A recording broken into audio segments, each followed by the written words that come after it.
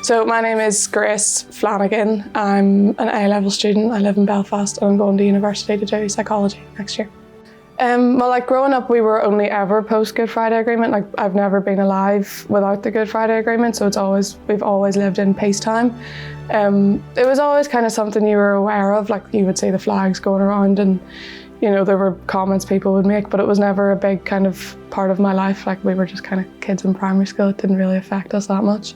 But in terms of the political agreement of the Good Friday Agreement, it wasn't something that we really would have known about in depth until much later on in secondary school and stuff.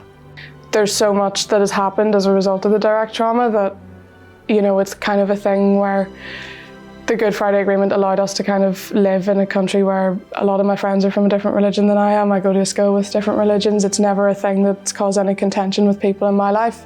So I think absolutely it's a testament that it was never a thing that I grew up thinking about every day, and it was, compared to even my parents, my grandparents, that it would have been a kind of pinnacle point of their lives. It's nothing like that compared to my life.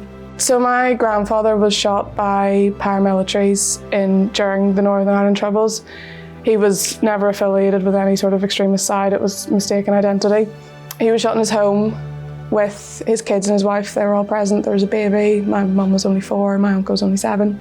The gunmen entered, and in the kind of ensuing incident, my granddad was shot twice, and my great-grandfather, whenever the ambulance sort of arrived to my granddad's house, they couldn't get this sort of stretcher into the back room, so he was taken out in a body bag to the ambulance.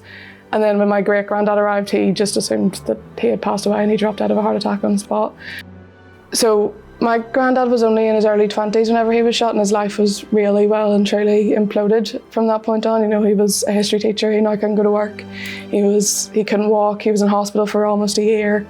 There were several occasions where my granny would have been brought in to be like, this is it, you should say your goodbyes now. We're so lucky that we still have my granddad here, and he's still here. He's in a wheelchair, but he's still here with us. But he would have always said that it's just so important for us that we understand what had happened with our country and with the people here, or else, we're kind of just destined to relive what happened to us. I don't think anyone thought that this was the way our country was going to be forever. And I think that now whenever he looks at his life, he's really just happy to be here and to see everything that we can do, and he is still going out and doing all these things and campaigning. So I think he's definitely an instrumental part of Northern Ireland.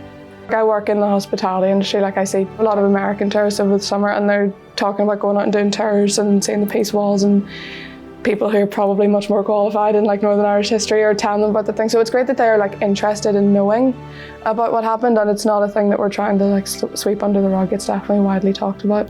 So it's just Belfast now is just kind of the city that we all live in, and we're well aware that it has its faults and its downsides, but it's nowhere near to where it used to be. There's no way of trying to say that we're a perfect society. We definitely have our problems, but I think with the next generation coming through, we're definitely more integrated, and I would say, yeah, we have a very good future. What are your hopes for Northern Ireland for the next 25 years?